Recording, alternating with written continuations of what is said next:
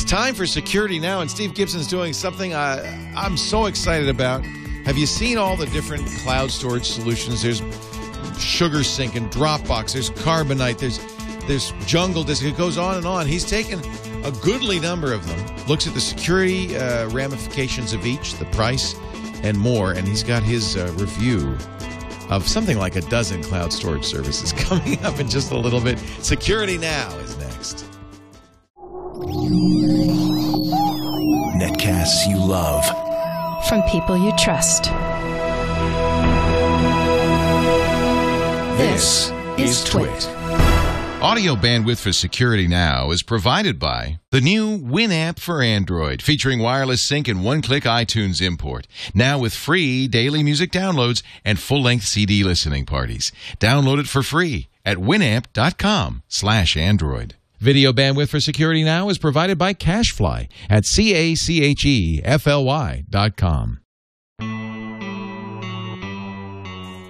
This is Security Now with Steve Gibson, episode 349, recorded April 19th, 2012, Cloud Storage Solutions. Security Now is brought to you by Netflix. Watch thousands of TV episodes and movies on your PC, Mac, iPad, iPhone, or TV instantly. All streamed directly to you to save you time, money, and hassle. For your free 30-day trial, visit netflix.com/twit. It's time for Security Now, the show that protects you, your loved ones online, your privacy too. And here's the guy in charge, our explainer-in-chief, Mr. Steve Gibson. Oh, Leo, I really went down the rat hole this week. You were going to do, when we talked last week, you said we were going to cover something that I actually like a lot called SpiderOak. You and I have been looking at a lot of cloud storage solutions like Dropbox, Voila, SpiderOak, Crash. I mean, there's a lot of them, and I'm really looking forward to it because I just kind of empirically, maybe not even empirically, maybe a little less scientifically chose SpiderOak, and I've liked it a lot. So I'm very curious what you think.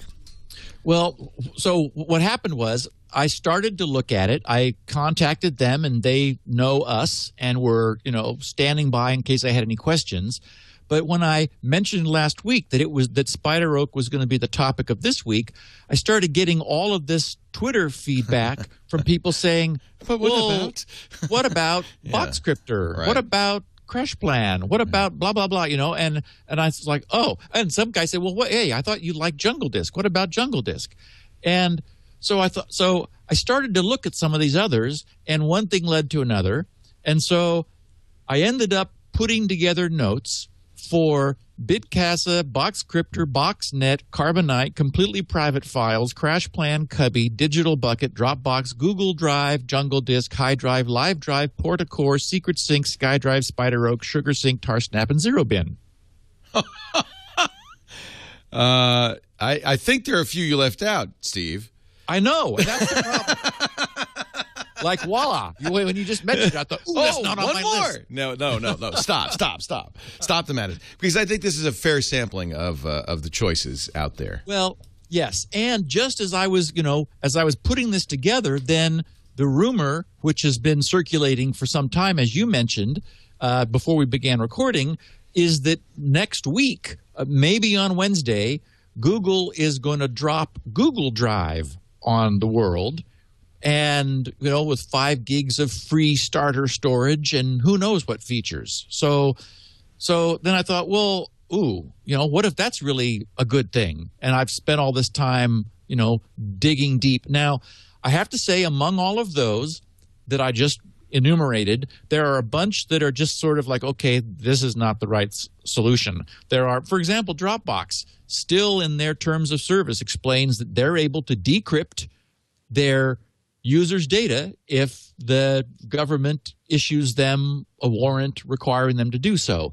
And interestingly, there are some add-on gizmos. A couple of the things I read are encryption add-ons. I think Secret Sync is that, or maybe it's SugarSync. I can't remember. Anyway, I've got it. We will be covering it here in a minute in order to solve those problems. Other companies they're sort of like enterprise style big iron, don't even care about your privacy. I mean, it's collaborative stuff where other people can be editing your documents. It's like, okay, well, if that's the case, then that's not probably providing us the security that our listeners want. However, I found some new things to me that are really worthwhile. So that's our topic for today. Is not just excellent, not just Spider Oak, but pretty much everybody that I could find. All right. Well, as usual, we're going to start with security news, then we'll get to the cloud storage services. Yes. Several people tweeted me the note that Google had abandoned their plans for improving SSL latency. Remember that we talked about this months ago. Google had a pilot project, I think it was running for about a year and a half, where they were fudging the SSL spec as part of their overall let's make the web go faster for everybody plan, like which Speedy, for example, that we covered in detail several weeks ago, is a part. Well, Speedy, of course, runs on an existing connection. And one of the things it does is it's very good about helping you minimize the number of connections that you need. And we've seen benchmark results that are very impressive when we have Speedy, and Speedy seems to be gaining traction rapidly. But what Google also wanted to do was to try to minimize that initial connection between the client and the server. And so they were sort of fudging the way SSL works to get more done per back and forth transaction. And they pretty quickly, being Google, of course, they can have spiders roaming the web and do while they're doing searching stuff. They found some servers that were incompatible with this trick of theirs, and they went so far as to special case those relatively few domains in Chrome, so that Chrome would normally do the tricky SSL handshake maneuver when you were just using it, unless you were connecting to any of those that Google had independently determined were going to have a problem with Chrome doing that, in which case it would back off to regular SSL. So what the news was last week was, and this came actually, I think the first time I have a note here, a Steve Steiff, S-T-Y-F-F-E, he sent me the first awareness that Google had abandoned their attempt to make SSL faster. And I looked at Google's blog posting about this, and basically it explained that it was always sort of a gray area. They acknowledged that it was beta.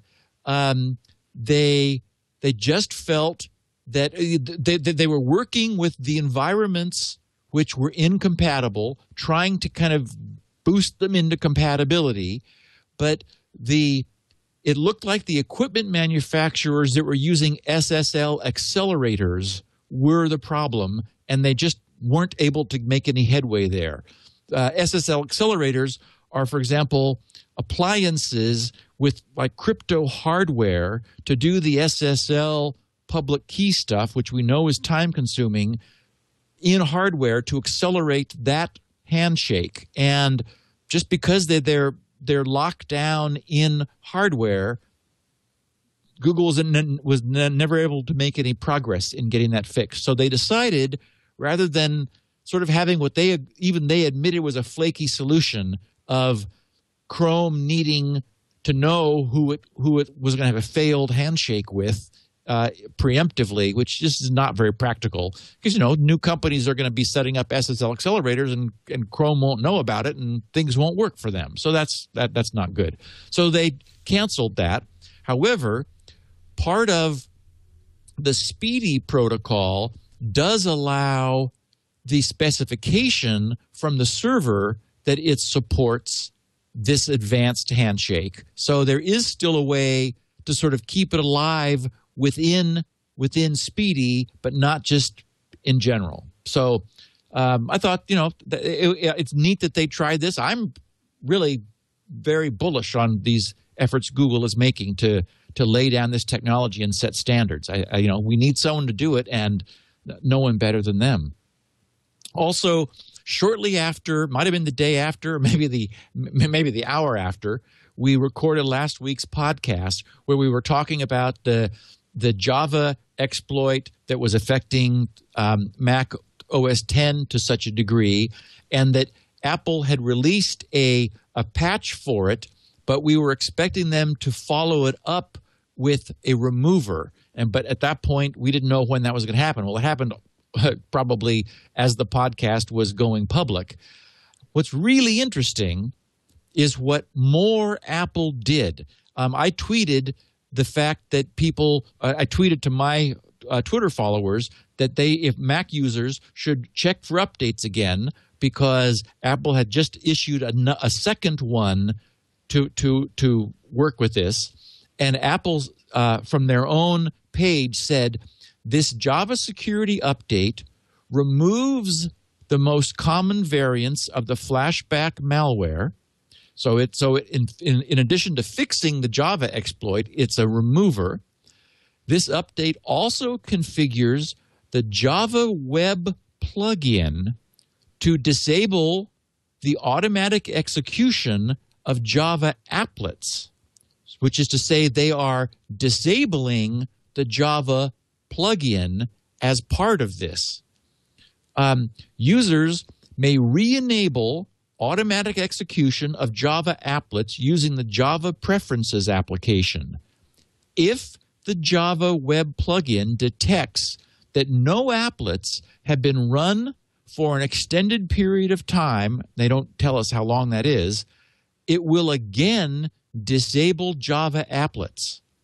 So wow, that's probably good, right? It's fantastic. Yeah. But it's also huge news. I mean, this is Apple saying, we already know they're moving away from Java. They're not going to be bundling it with future versions of the OS. So, in their testing, that's probably been working out well for them. So they've gone, really another big step of, first of all, disabling it by default. And even if you turn it back on in order to use some Java something on the net, if you're not a frequent user of it, it will shut itself down again. So that's the key, is that if you do get somewhere where you need Java, you have a kind of a check mark or a box that says, yeah, turn it back on. I presume that's how they'll do it. Right. It'll say, you need Java installed in order to use this. And you go, oh, I've got it here somewhere. And then you go turn it on. Yeah.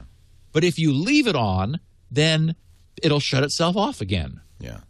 So, which is just great. I have to say I'm a little sorry for it because I can really see the benefit of Java. Look at this fantastic, network analyzing tool that we talked about for buffer bloat. And one of the most popular games out there right now, Minecraft, is Java. So there are people, still quite a few, millions for Minecraft alone, who use Java. Yeah, and it's caught my attention. The fact that you can do that kind of network work in Java and you get platform independence means like, ooh, boy, that might be something I'd like to learn for offering who knows what. Like I need any other projects, but anyway.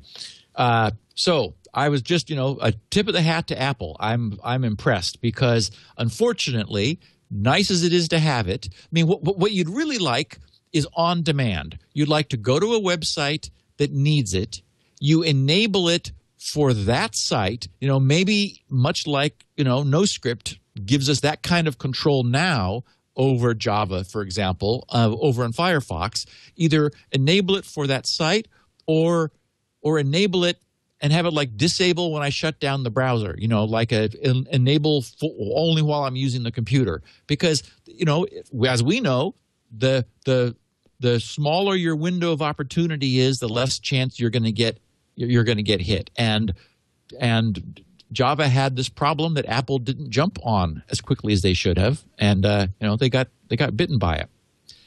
I did promise everyone last week that I would make time to analyze the Dropbox tech blog where they were proposing and put out all the code for what they were saying was a realistic password strength estimator.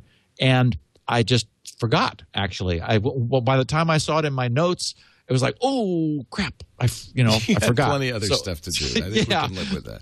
So I've bumped it to next week, and I will try to make time to give it a long going over. Lots has been happening with me during my non-podcast life, Leo. I actually have invented something. What? Really? New in computer science. I've had it for about a month, and I described it to a couple of the people in our news group who are the high-end coder capable people, and they're like, "Wow, that is." And then this is what I've been talking about. It's the thing I've been working on all year so far, which I'm excited to share with our listeners because it's just a real interesting piece. But it looks like it's a really clever algorithm, which is as far as I can tell, is completely new, and it solves a problem no one has ever been able to solve before. Cool. So anyway, I will be sharing that before long. I did get a tweet from Robert D. Walker, who is a listener, he said OS 10.7 did significantly improve ASLR, address space layout randomization, and 10.8 will be improving it even further. You misstated that on Security Now. So I said, whoops, and went to look, and sure enough, because I had said that Apple had added ASLR, address space layout randomization, a long time ago, promised to fix it, but hadn't. And, that was correct, except that I didn't realize it did get fixed just recently in 0.7, and apparently it's so says Wikipedia, it's even going to get better in 0.8. So I wanted to correct that. Simon Zarafa, who tweets often and is a listener and a participant in the news group, informed me of an interesting site, isjavaexploitable.com, which is a nice way to go and see whether your Java, which we were just talking about relative to Apple, is current. So I had to tell NoScript to let it run, and then the site said, oh, yes, congratulations, you're using the latest Java. That's good. Yeah. So it's a nice place. If anyone's worried, isjavaexploitable.com. We'll tell you very quickly. And he also tweeted, I thought this was sort of fun, things that we've said before, but he put it together. He said, this is Simon again, if you didn't go looking for it, don't install it. If you installed it, keep it updated. If you don't need it, uninstall it. Which, good. is very just simple. Exactly right. I got one last tweet from Enco Bilbao in Australia. He said, regarding iOS encryption, took your advice, upgraded to alphanumeric PIN. When changed, does it re-encrypt the file system? If so, it was very fast. And so I thought I would just take this moment to explain that no, the file system is not encrypted using the PIN, but rather there is a pseudo-random long key, which is your file system encryption key, and that is encrypted using your PIN. So that allows you to – so the only thing that is stored in non-volatile memory where it could be captured is the encrypted version of that key for your file system. And so when you correctly put your PIN in, then that allows that encrypted token to be decrypted, making it then allowing your file system then to be accessed. So that's the way most of these things work. For example, if you have an encryption password on a hard drive, same thing happens. You're actually encrypting the encryption key rather than what you're providing actually being the encryption key. It's a second sort of a one stage of, programmers would call it indirection, one stage of indirection, but gives you the same level of protection. And lastly, I just had a fun note that was shared reminding us that Spinrite can be used on strange things. Ben Stuhl wrote, he said, "It works great on TiVos. Just a note," and this came in on the 16th of April, "just a note to tell you that Spinrite works great on TiVos. I read about it on your website and heard Steve mention it on Security Now. Our 8-year-old DirecTV TiVos were starting to act funny. So I pulled both 80-gig Western Digital drives from them, connected them one at a time to a Windows XP Service Pack 3 desktop, and ran Spinrite at level 5. Interestingly, both drives reported no errors and finished in a little over 4 hours each. However, when I put them back into the TiVos, after blowing an embarrassing amount of dust out of them, the TiVos are back to normal. These are first-generation DirecTV TiVos, but we like them and do not want to pay the high premium to go to the new HD DirecTV TiVos that were recently released. Spinrite has let us keep our old friends going." Ben Stuhl, Dallas, Texas. So thanks very much, Ben. You can use it on anything. Let me briefly mention Netflix, and then we'll get to the meat of the matter, which is cloud storage in general. I probably shouldn't have to spend too much time telling you Netflix is the best way to watch movies online. Netflix streaming is just a fantastic way to get access to thousands of movies, TV shows, great stuff for free.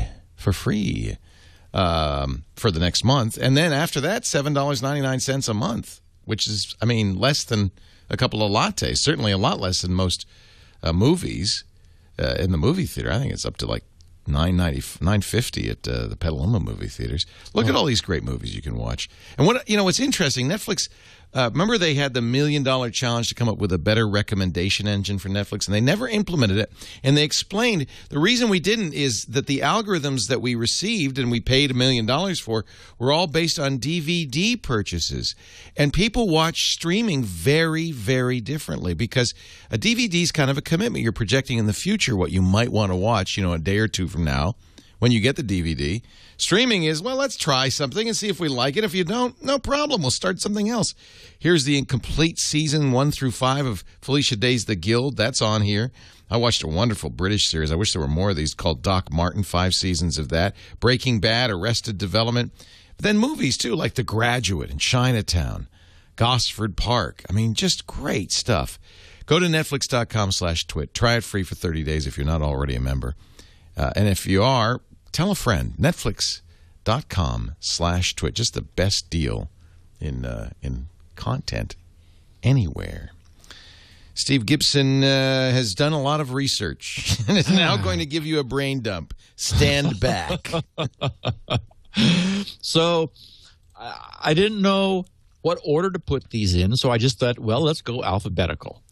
Now, BitCasa we have talked about in the past, and I did not have a chance. It was like on my list, and I just ran out of time before I was able to do a deep dig into it. This is the one people may remember, which is unlimited file storage because because they're doing a duplication elimination, so multiple people are sharing the same files. It was sort of controversial, and I have a link which I didn't follow, which is the biggest problem, BitCasa is not safe. And it's like, okay, well, I don't know what that means. So I just don't – it's on my list here. I didn't want to skip it, but I don't have anything new to add to the prior information that we had about it. I did get several people who tweeted, what about Boxcryptor, Boxcryptor? It's sort of an interesting solution. It's primarily a Windows solution, but they also have Android and iOS clients. So it has a mobile side too. There's a file system known as an encrypted file system. It's capital E, lowercase nc, capital FS, so, sort of hearkening from the way Linux labels its file systems. This encrypted file system was designed relatively recently. It's open source, and it's, whereas a system like TrueCrypt that we've been talking about encrypts at the block level so that all of the individual sectors are individually encrypted. This ENCFS, this encrypted file system, encrypts at the file level. What that means is that it's more friendly for a cloud-based solution than something that encrypted at the block level. In fact, it's not clear how you could do encryption of a file system at the block level and then remote it to the clouds. In their pros and cons, they talk about that since they're not encrypting blocks, there is a little bit of metadata leakage. Metadata meaning the file organization stuff. For example, if somebody looked at your encrypted file system, they could see how many files you had, because sort of like the directory tree itself they could see the file names are encrypted, but they're rounded up to the block size of the encryption, which, for example, if it's 128 bits, that's 16 bytes. So they could sort of guess the file name lengths within, with an accuracy within 16 bytes. So it's that sort of leakage. They do support, as I said, primarily Windows, and Mac and Linux are able to mount. Mac and Linux already support natively or as an add-on, I should say, this encrypted file system, which allows you then to mount this box cryptor thing on your system. They have a license. Essentially, if you're a Windows user, you download their gizmo, and you select the source directory, which will store the encrypted data, and then you assign that a drive letter.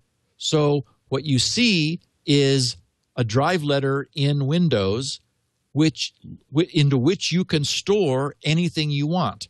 And when you put things in that drive, that's sort of that pseudo drive, then it's actually performing on-the-fly encryption and storing and sort of dynamically creating a file system in the directory where you've told it to.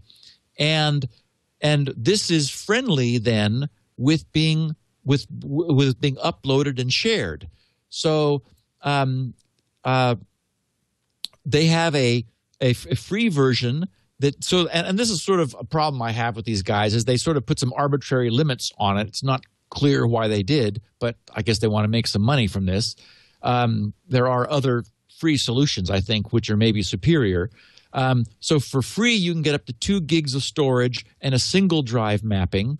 For $40, unlimited personal, unlimited storage and any number of drives.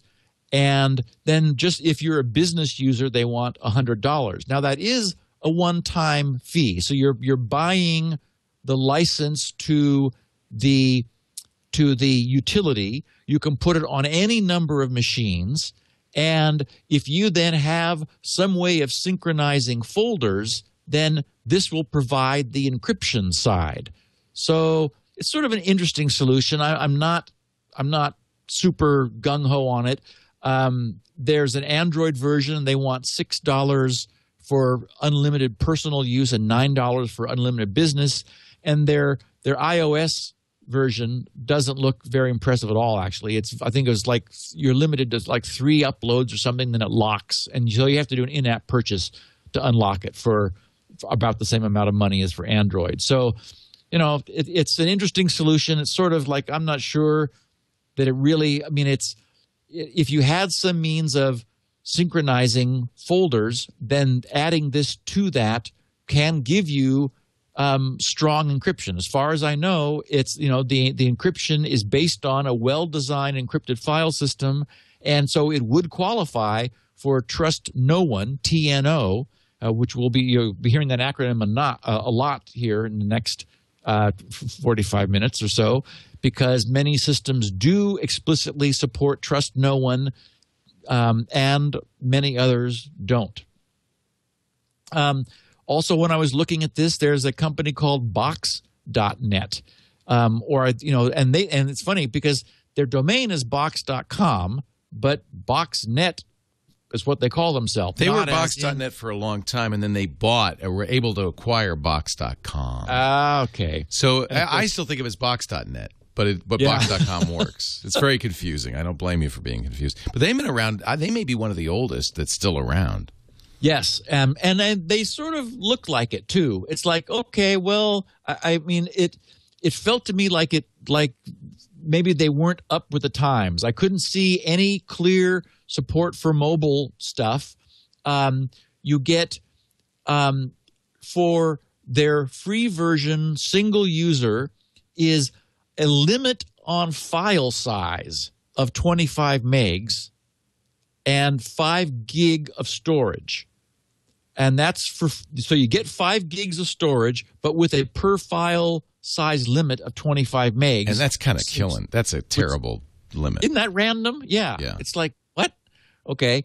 But if you pay them $10 a month, then you can get 25 gigs and 1 gig per file. So that's certainly useful.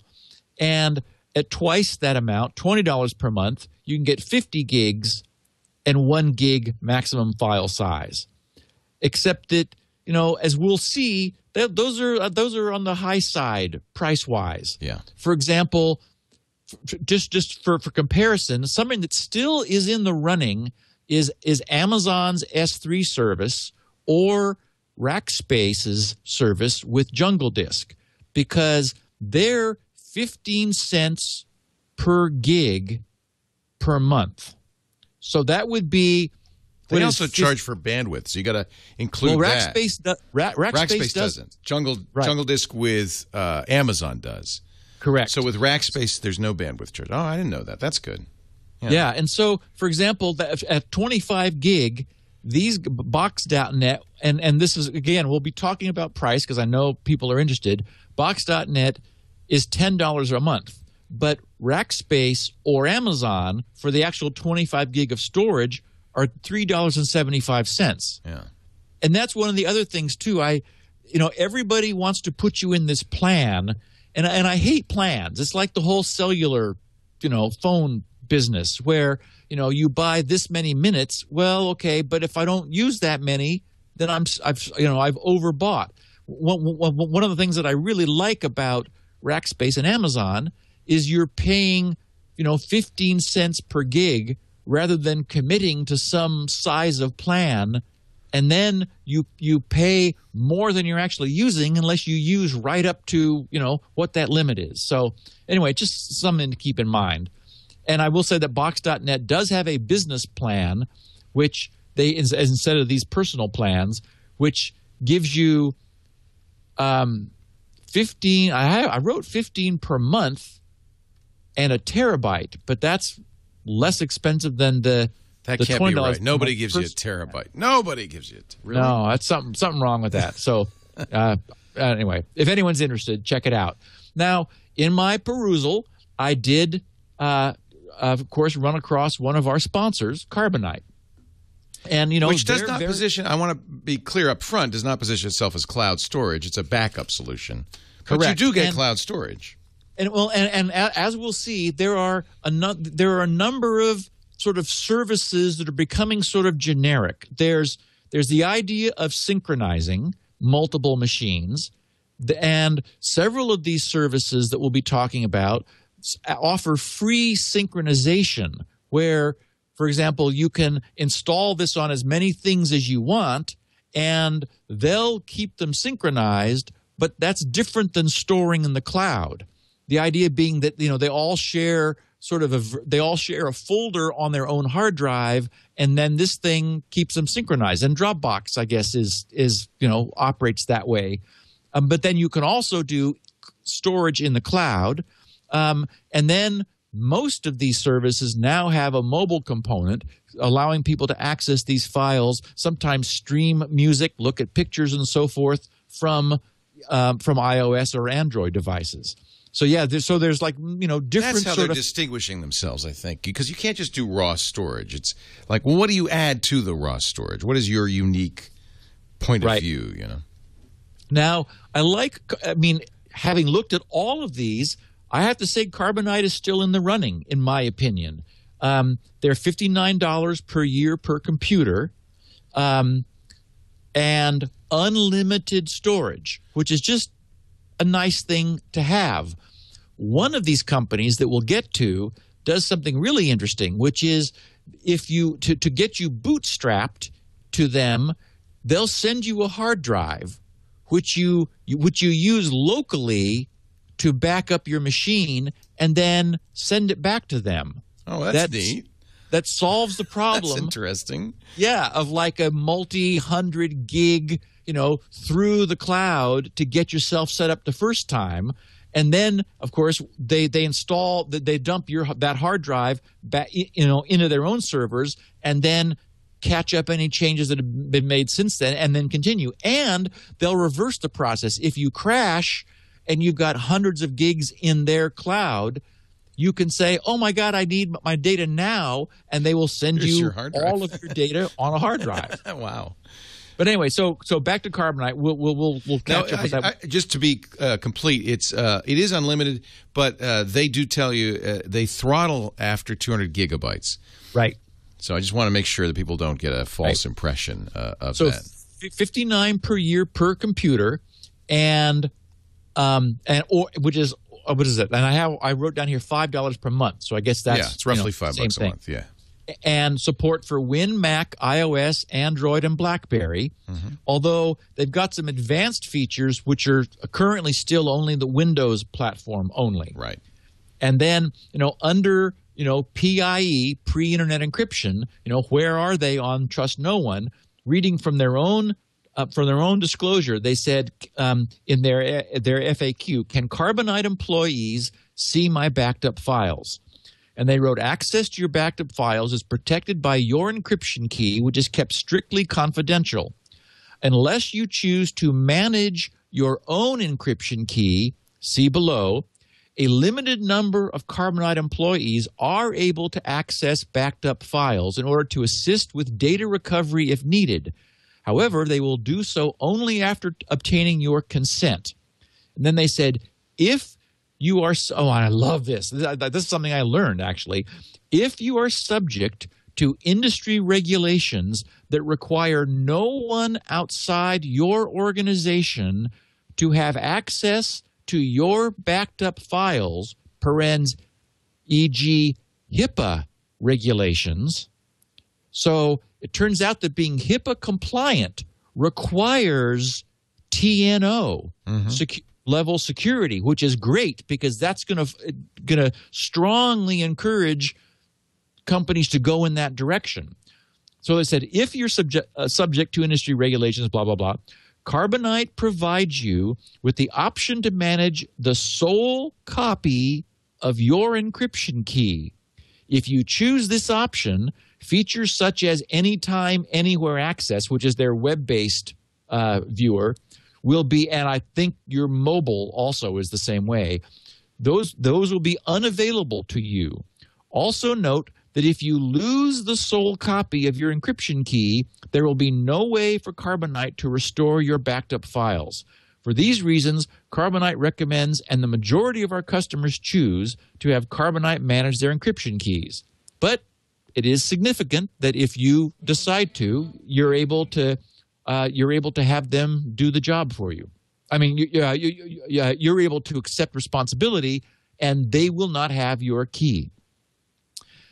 Then I mentioned add-ons to non-encrypted solutions, and there is a company or an offering called Completely Private Files, which offers encryption for Box.net, for BoxNet.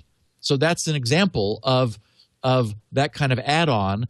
Again, BoxNet's pricing didn't seem particularly compelling, and then this completely private files company wants to charge you additionally for that. $0 for up to 5 megabyte file size, $30 per year for up to 15 megabyte files, $50 per year for up to 25 megabyte files, and $80 per year for up to 50 megabyte files. So they're charging you for the size of file that you can use them to encrypt to get stored on BoxNet. So, I don't think they make it. Okay, CrashPlan is the company I was just mentioning and it's, every time I say CrashPlan, I think, boy, couldn't you have chosen a more optimistic name for your company? I mean, I don't know. That's catchy, I guess, and that's what it's for. It is multi-platform, Windows, Mac, Linux, and Solaris, iOS and Android, and Windows Phone mobile. And the mobile apps are free. Some of these people do charge, as we saw before, a few dollars for the mobile version of their gizmo. And this is just at crashplan.com. And they say on their site, how is CrashPlan different from other online backup services? They say, unlike ordinary online backup, CrashPlan lets you back up to other destinations in addition to online. You can back up to your other computers, external hard drives, and to computers that belong to friends and family for free. If you want to back up online too, purchase a CrashPlan Plus subscription for home use. To back up your business data to the cloud, check out CrashPlan Pro or CrashPlan Pro E. So, pricing-wise, their free plan gives you no storage, but you're able to use this multi-platform set of clients, again, Windows, Mac, Linux, Solaris, iOS, Android, mobile phone, to do inter-machine backups so that you're essentially using storage that you, presumably on a different machine or a different location, or friends and family have to do your backup. So they're not offering any cloud storage, but they're offering for no money the technology for syncing all this stuff together. Their CrashPlan Plus is $250 per month, which is for 10 gig, but then they have a 1 year, 2 year, 3 year, 4 year commitment, discounting you all the way down to $1.50 per month if you commit to 4 years. And you're able to then back up 10 gigs and a single computer for that price. Then the CrashPlan Unlimited is a limited amount of storage for $5 per month, which runs down, if you make a 4-year commitment, down to $3 per month. Now that's getting to be pretty good. Think about that, $3 a month. Well, of course, you got to commit to 4 years. So, $5 a month, one computer unlimited.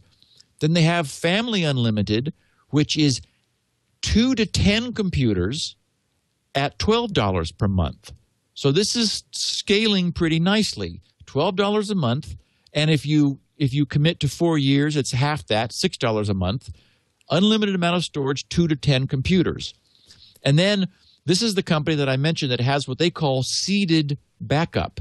They ship a drive, and for the one-time fee of $125, so it's not cheap, but it is. The idea is it will back up your entire machine. You use their client to back up your entire machine to this drive, which you then return to them. They dump into their cloud and solve and that short circuits, or as they call it, seeds their backup, so that you're not spending Lord knows how long transferring how many hundreds of gigs up to their cloud. And for the same price, they'll reverse the process if you need to get your data back. I thought it was sort of funny because they changed the security encryption strength depending upon whether you're free or not. The free plan uses 128-bit blowfish, and all the other plans are 448-bit blowfish, which is great security. We know that Bruce Schneier designed it, and it's got a slow key schedule setup, which is good for security because it makes it much more difficult to try to brute force it. And they do offer full, although optional, TNO level security. So you can set it up with what they call a private password, which is used to decrypt the encrypted encryption key, and with all the standard caveats. If you lose that, they can't help you. But so this is some interesting packages that may fit people because at a reasonable price, it's widely cross-platform, 2 to 10 computers, unlimited storage for as little as $6 a month, covering all of that if you go with them for 4 years. And I have no experience with it. This is just pulling all the data together and drilling down to figure out how they work. Next up is something that looks like a sort of a Dropbox clone called Cubby, C-U-B-B-Y, as in a cupboard. They support Windows. They have a Mac desktop app, Android and iOS, and they distinguish themselves from Dropbox because whereas Dropbox has like the Dropbox folder that you get on your machine when you install the Dropbox client, these guys allow you to share any of the folders that you already have on your machine by dragging and dropping those folders onto their app. And then that folder becomes shared with this Cubby. This allows computer or cross-computer sharing, unlimited peer-to-peer cross-computer syncing of the shared folders.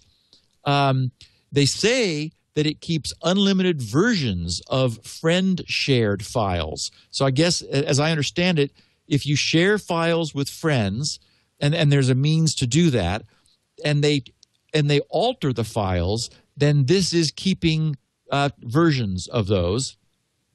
And then you also get a free 5 gigs. Have We're going to see a lot of this. It makes Dropbox's free 2 gigs look a little stingy now. Everyone's pretty much seems to have gone to 5 gigs for their free offering. And I should mention this is from the company LogMeIn, are the people that produce Cubby. However, nowhere, anywhere that I could find was any mention of security, encryption, and privacy. That just is missing from their site. It's all very nice and polished looking, but they don't tell us anywhere about what they're doing for us from a security standpoint. So it's like, oh, okay. And until I knew that, of course, if that was a concern for people. And I love the idea that HIPAA regulations require this. So maybe they'll be addressing that in the future. I ran across something called Digital Bucket, which I didn't spend much time at. There's no trust no one option. They use Amazon S3 cloud storage as their back-end cloud provider, and they're expensive. An individual plan is $99 per year for 50 gig. Their professional plan is $30 per month for 100 gig plus 3 sub-accounts, and their small business plan is $125 a month. That's a lot of money for 500 gig and 10 sub-accounts. So it's like, okay, well, I was following some links and thought, well, what's Digital Bucket? And it's like, well, it doesn't sound like it's for us. Dropbox. It's a terrible name, too. I know. I thought exactly the same thing. Spell it carefully. So proceeding alphabetically, after Digital Bucket, we come to Dropbox. We know that they're free. They give you 2 gigs, which as I mentioned, seems a little stingy these days. $10 a month or $100 per year, and we'll see that many people we're going to encounter offer you essentially 2 free months if you sign up for a year, is what everyone seems to be doing, probably cloning off of Dropbox's policy. Yeah, and they do. And if you get a link that you can ask others to use, and then you get extra storage. So, boy, strong social networking on their very sites. viral. Yeah. Boy, yeah. I had to keep clicking through all that. It's like yes, I know. Yep. It's like you're 3 clicks away from an extra 250 megs. It's like, okay, I find that very annoying. I do too. It's like, okay, I'll if it's good, I'll recommend it. But I'm not doing it because, right. I need an extra quarter gig. So for $10 a month or $100 a year, you get 50 gigs in the cloud. Or for twice that, you get twice that much storage. And it's interesting because, for example, $20 a month is if you filled up 100 gigs at $20 a month, then if we compare that to Rackspace or Amazon, that same 100 gigs only costs you $15 per month, and that's only if you use it all. Again, it's like, I'm the idea of signing up for such a huge amount of storage and having to pay a fixed amount of money sort of rubs me the wrong way relative to Amazon or Rackspace, where you're really only ever paying for what you use. I get I'm an S3 user. I'm still using Jungle Disk with Amazon, and I get a little ping in the email every month saying, "Oh, we just charged you $3.15." It's like, okay, I like that because I have a ton of stuff up there, all pre-internet encryption from Jungle Disk that we'll get to here in a minute. And so also from Dropbox under security, under their compliance with laws and law enforcement section, they said, as set forth in our privacy policy and in compliance with United States law, Dropbox cooperates with United States law enforcement when it receives valid legal process, which may require Dropbox to provide the contents of your private Dropbox. In these cases, Dropbox will remove Dropbox's encryption from the files before providing them to law enforcement. So I salute them for being clear, but it's clearly not providing anyone protection who wants that kind of protection. Consequently, we will run across a couple solutions. It's one of those sync things, either Secret Sync or Sugar Sync. I think it might be Secret Sync. In fact, I'm sure it's Secret Sync because Sugar Sync I was very impressed with. And Secret Sync is just sort of encryption for Dropbox to solve this problem. Alphabetically proceeding, we hit Google Drive. But one thing I want to say about Dropbox, one of the reasons I use it, I know it's a bad deal because every app, for instance, on the iPad and the iPhone has an interface for it. Yes. And so it's convenient, even though, I guess that's what I'm paying for is the convenience, right? Yeah, and it is very popular. Popularity is why it wins, Yes, and I did not want to leave. Well, in fact, you and I were using it for quite a while. I still use it. I wish I didn't have to because I know I'm paying a lot more than I would. I love Amazon. Or Amazon S3 using Jungle Disk, which you turned me on to, and I'm gonna have to use Rackspace now because that's because no transit cost. Yeah. What I like about I ought to just take this moment to say what I like about S3 Amazon is, the apps we use to talk to it are decoupled from it. I mean, I'm buying the storage and transit, which in my case isn't much. Mostly I use it for archival stuff. Right. But I'm not dependent on some company that, I don't know about and don't know if they're going to be here tomorrow. Essentially, I don't know, it seems more granular to me. I like that I'm only paying for what I'm using. Right. And, for example, there are many S3 front ends. There's a beautiful front end for Firefox that I really like where I can just open this, it runs in the browser. I open my Firefox and I'm looking at this really nice S3 Explorer app, add-on for Firefox. So I like the idea that I'm not being insulated from my files by, sort of an all-encompassing, big brother, don't worry, we'll take care of you sort of thing. So Google Drive, we don't know what it's going to be. We've heard the rumors that it's going to be 5 gigs, which would be keeping with the current what you get for free these days. Drive.google.com now resolves, but doesn't have anything on it yet. And the rumors are that we'll see an announcement next week. So we'll see, what they're going to offer and what it'll be. I'll update, obviously, everybody with that news when we know.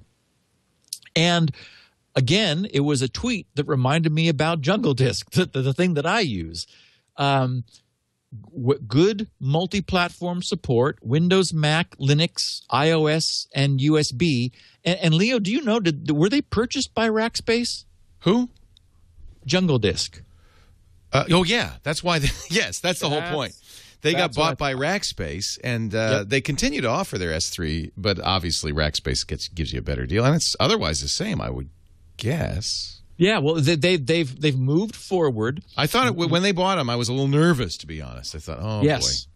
Yes. Now, and back in the day when we first encountered Jungle Disk, I purchased the lifetime something or other for $20, and they're still honoring that. They do have something else. I think it might be the web access, which they don't bundle in with if you were grandfathered into the original deal. But for Rackspace, you pay only for storage, and as I said, it's 15 cents per gig per month with free transit and free requests. I say that because Amazon actually charges you by request. It's not much, but it's not nothing. So Amazon is the same storage price, but there is a transit fee for moving data back and forth. I think it might be 15 cents per gig and 15 cents per request. So, if you were, so it's really not meant to be a CDN. Amazon has other offerings that are much more, content delivery network oriented.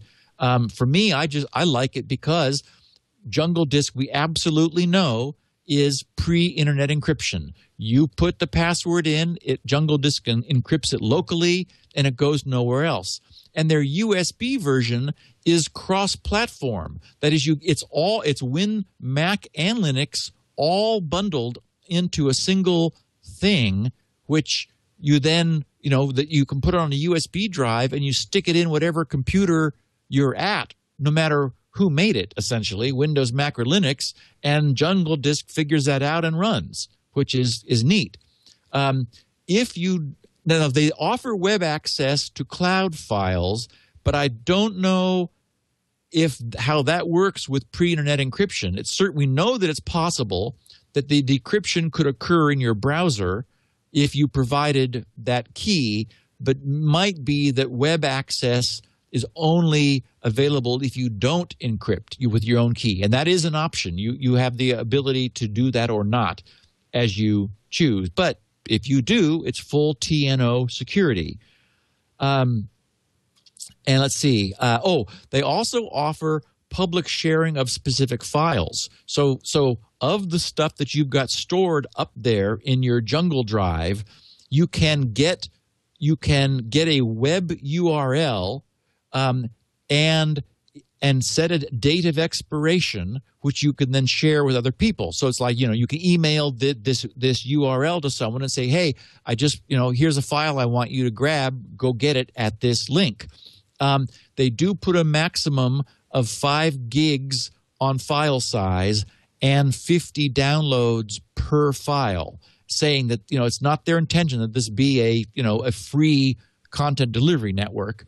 But that, that gives you some security. Anyway, so I'm a Jungle Disk user more from inertia than anything else, and also because, as I've said, something feels right to me about the use of Amazon and only paying for the storage I'm actually using, and because I'm not using it to constantly back up my system, so there's not lots of transit that I'm paying for. I think if that were the case, I would opt for Rackspace as my as my storage provider, and then we get free transit, which makes a lot of sense. Yeah.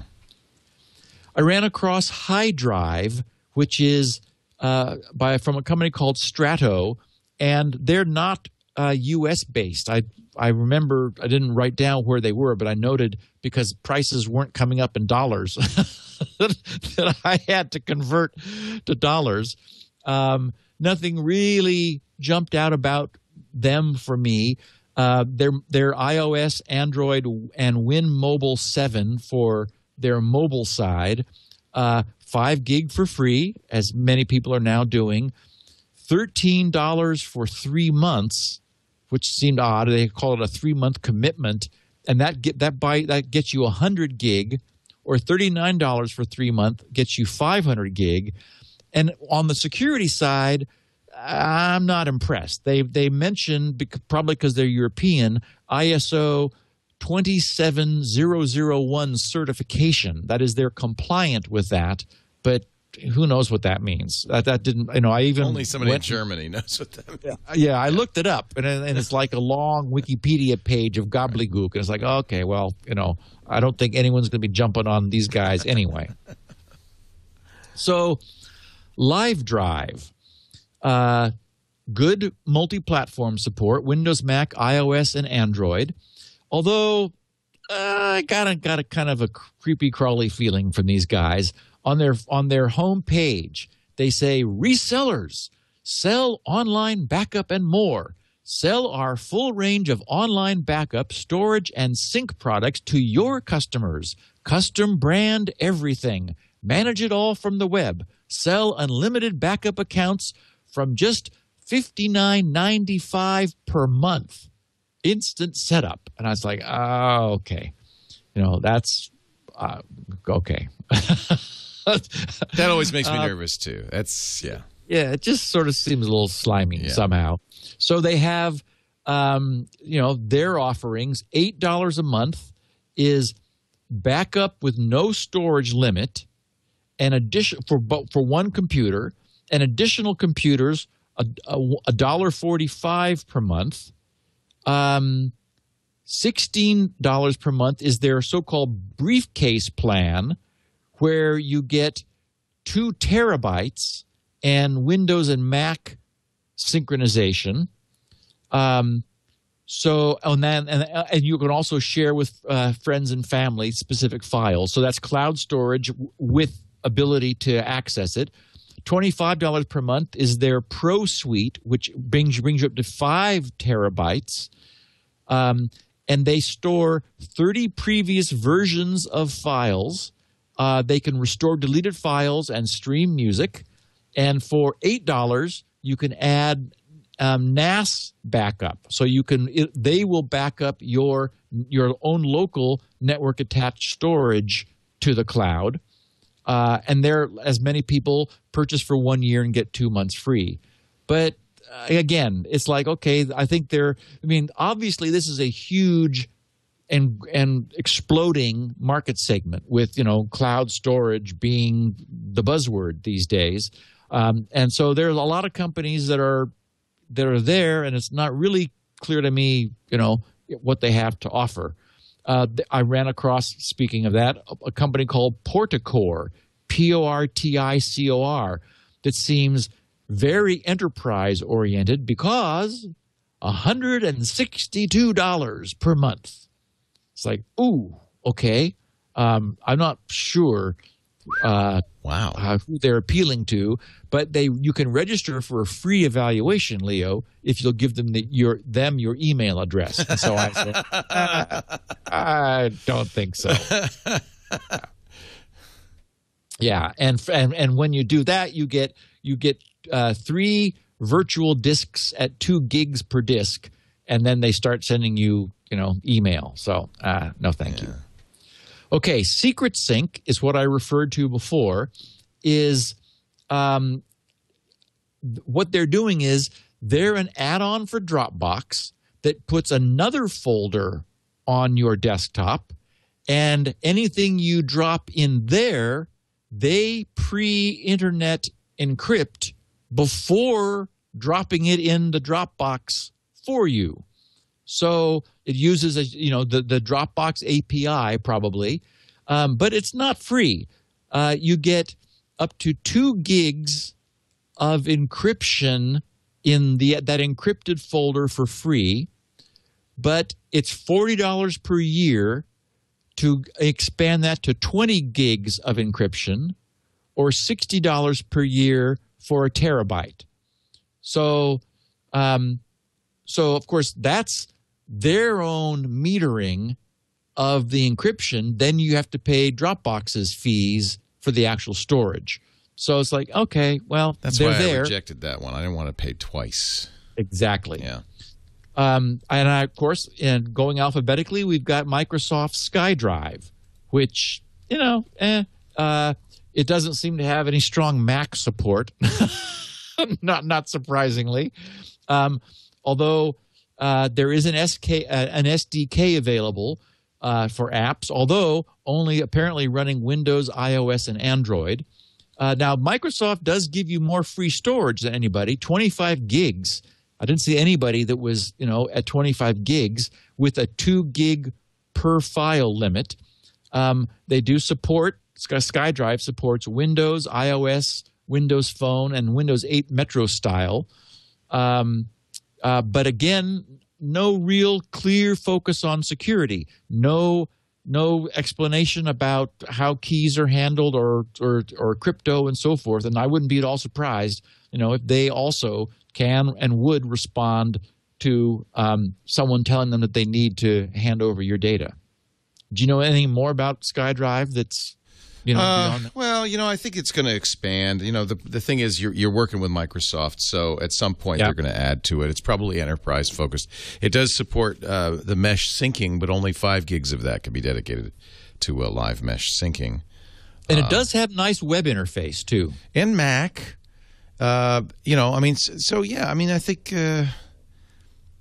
think it's something. Yeah, it doesn't seem to play at the same level as some of these other solutions. However, no, the 25 gig is kind of compelling, right? Except can't really do much with it. There's no, for instance, there's no interface, right? There's no, you want it to be able to mount it, for instance, as you do Dropbox. That would be cool. You can't do that. Exactly. Yeah, exactly. So, Spider Oak, I'm impressed. Good platform support. Windows, Mac, Linux, iOS, Android. They are really up front. I mean, these guys, what hooked me immediately was they have what they call their zero-knowledge privacy policy. They don't want anything to do with your key. You don't have an option to give them your key. You can't misconfigure this so that they have your key. They never get it. So, and that's just like a big deal for them. And, of course, we know for certainly a segment of our listeners, that's a big deal. It certainly is for me. I'm not sending my data off to the cloud without it being, encrypted. That just isn't what's going to happen. My company's accounting data and, backups of images of my main machine, which is, up there. That's going to be encrypted. I'm probably going to spend some time looking more closely at them because they are saying they offer things which seem really interesting. So you get 2 gigs for free. That seems, again, 5 seems to be the norm now, but for these guys, 2 gigs. But if you want 100 gigs, that's $10 a month, and they also do the 2 free months per year, so $100 a year. If you did it for a year with them, that buys you 100 gigs. And it's as soon as you cross 66 gigs, that's the break even with Amazon and Rackspace. So if you're storing less than 66 gigs on the 100 gig plan, Amazon or Rackspace are cheaper for storage. But if you're doing more than 66 gigs, then Spider Oak is cheaper. So under their list of features, they say backup, sync, share, access, and storage. Multi-platform support, we know, Mac, Linux, and Windows. They're 100% zero knowledge privacy. So, they're just storing pseudo-random data. They're storing noise for us. Any number of computers at no additional cost. So you're just paying for storage, and there's no transit cost. They say storage and time-saving deduplication. This is one of the things that I'm interested in. It's like, okay, how are they doing deduplication if they're doing pre-internet encryption? So that's something I'd like to understand.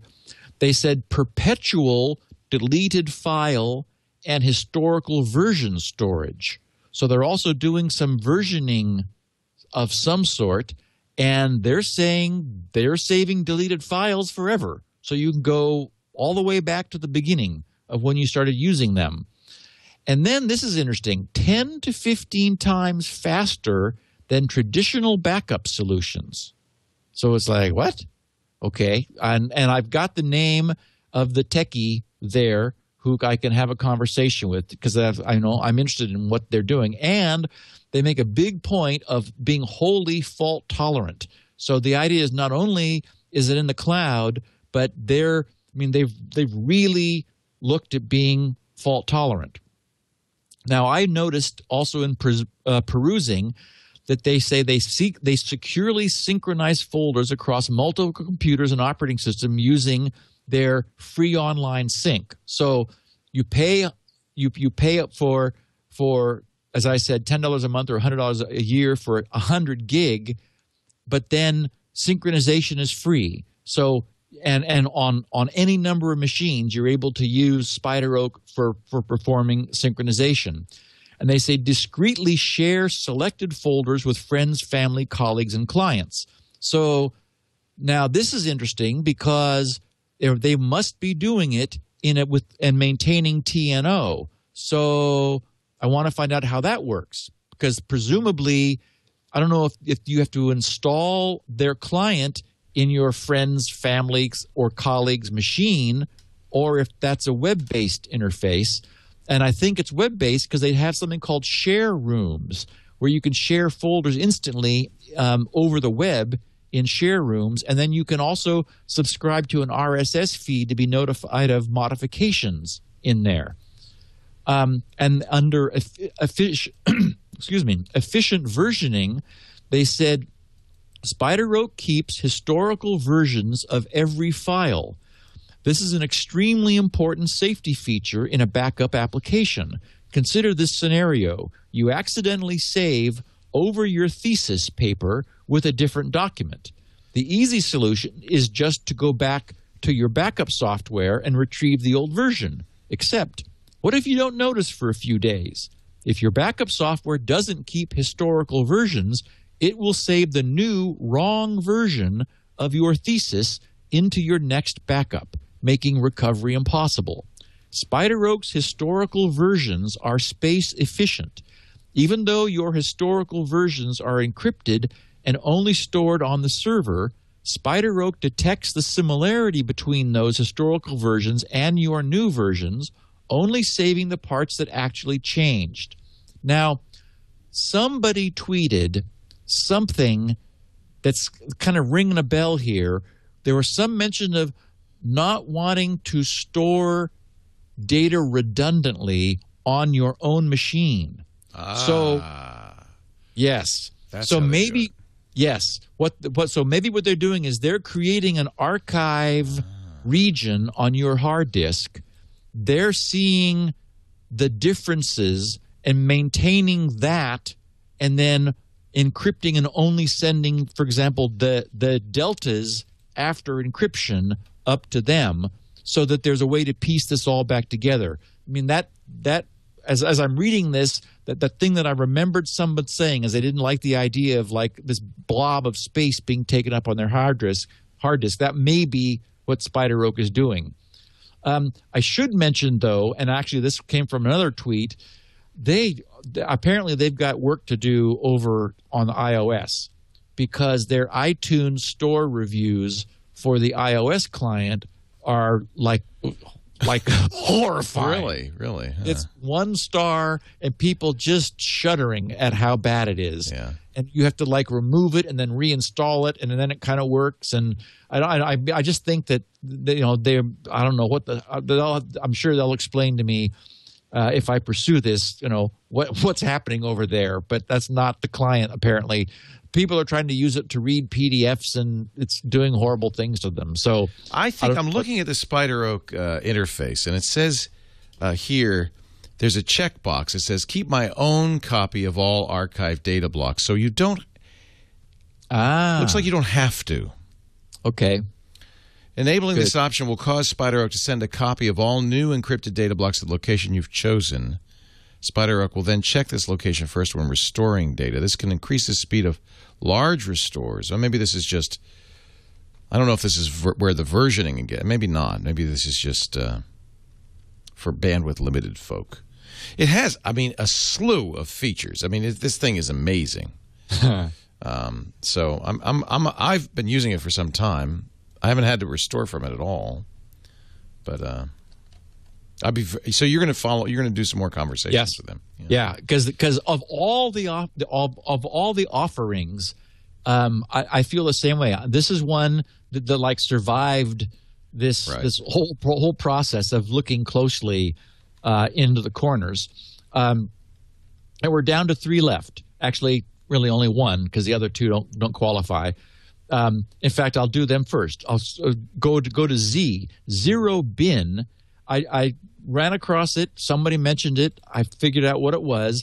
It's an encrypted paste bin. Huh. So we're familiar with paste bin, which is sort of just random catch-all. Anybody can put stuff up there. Of course, the malware, script kiddie kind of folks and hackers use it as a rallying point, essentially.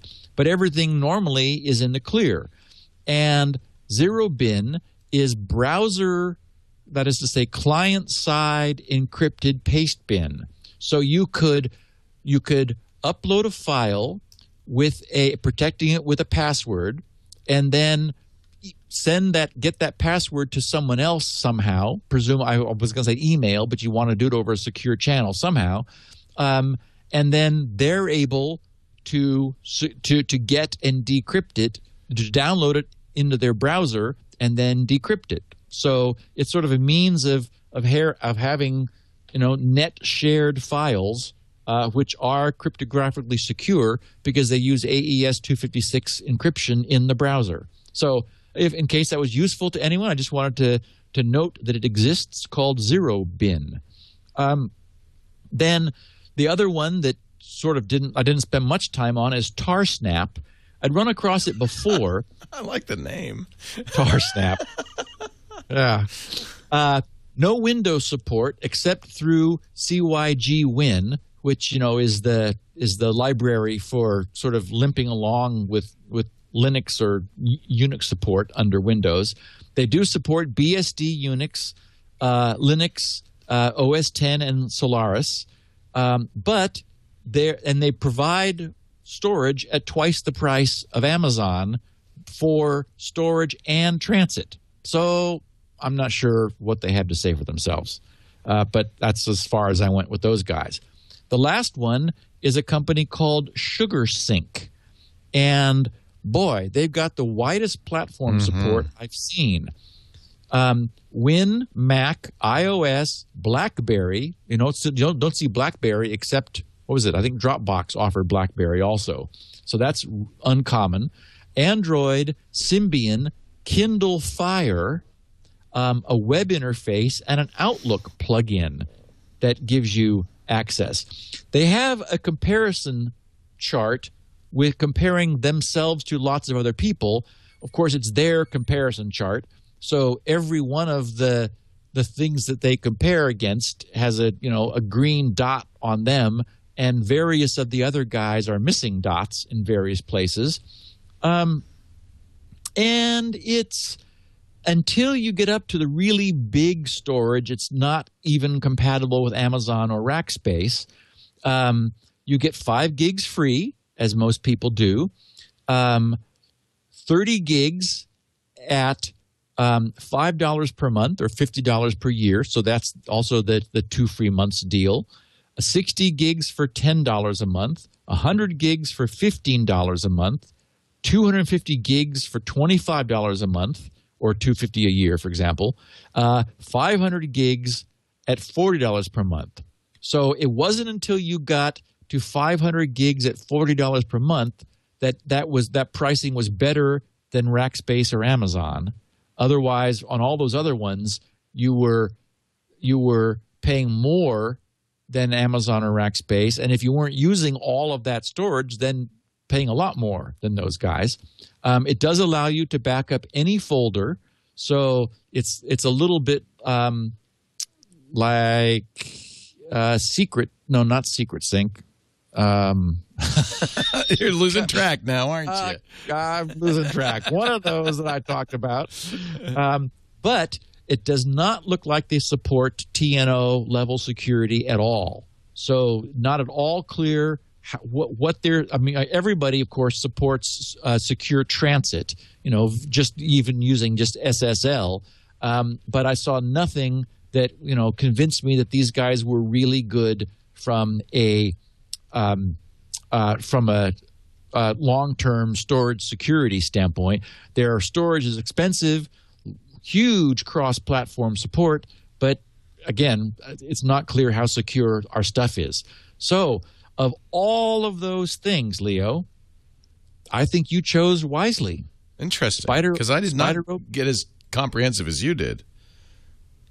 Yeah, I don't know, what was it, Walla? Now that I'm having to go Walla, Walla has an unusual idea, which is that you contribute some of your hard drive space to the Walla. Okay, yeah. I'm out of that. I knew that would give you. And if you want more, it runs in Java, just in case you wanted another reason not to do it. So I don't think you have to worry about Walla. Yeah. Okay. Now, I don't know who I forgot. I'm sure Twitter will let me know. But of everything we just looked at, I mean, I am still using Jungle Disk for now. I like it. I like the incremental, pay for what I use. Although I am on S3, so I'm paying for transit if I were doing a lot of stuff. Spider Oak is no charge for transit.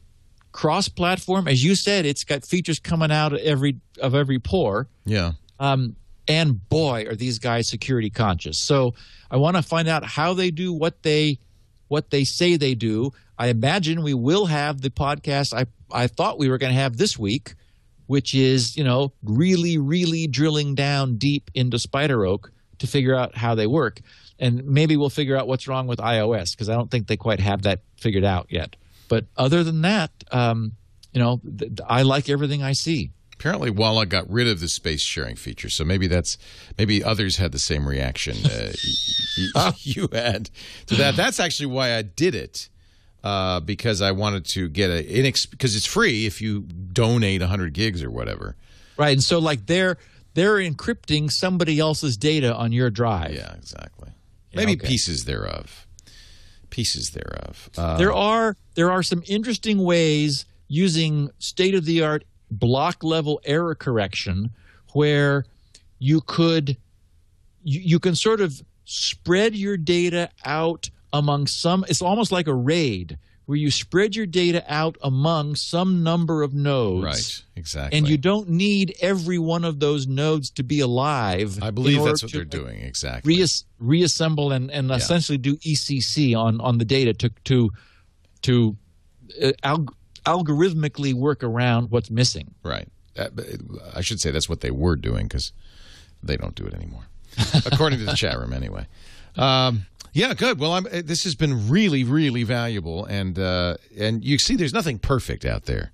Yeah, and what I wanted to do was, when I realized how many choices there were, I thought, okay, wait a minute, let's step back and get an overview, like, what's going on out there. And our sponsor, Carbonite. I'm pleased to hear for that example, they're good. Yeah. I set Jenny up with Carbonite because she doesn't need all these kinds of features. Right. She just needs her laptop protected. And, and that's a good price for unlimited storage of laptop of a single machine, it makes, I think, lots of sense. There is a Wikipedia article called Comparison of File Hosting Services that has a very large chart with checkboxes and things that might make it a quick way to kind of get a survey of features in many, many, many, many more. I don't know how many they're doing. I'm glad somebody else did that. Yeah. And we're going to do, we have a new show we're launching. Ayaz Akhtar and I are going to launch a show, a how-to show. And one of our first episodes, I think it is our first episode, how to roll your own cloud services using things like Pogo plugs. So, that might be the best way to do it. If you've got a couple of, you need, of course, in order for it to work, you need a couple of premises so that you aren't all in one spot. But I think it's possible to do your own as well. It's certainly a lot cheaper. Yeah. Depends what you need. And yes, I don't know how accurate the Wikipedia article is or whether vendors go in and modify it and all of that. It's really not a review. It's more like a list of features. Oh, and that's super useful. Yeah. I mean, the one thing that I liked, although I didn't like Secret Sync because they didn't talk about security and they were pricey. But it was interesting to see of course, it is their comparison chart. But it was interesting to sort of see them lined up next to a bunch of these other guys because all the other players are there too. This does not seem to have any information about pre-internet encryption, which is unfortunate because that's for us the thing we care most about. Oh, Leo, if our data is going to go up to the cloud, it's got to be safe. Yeah. Yeah. I mean, it just has to be.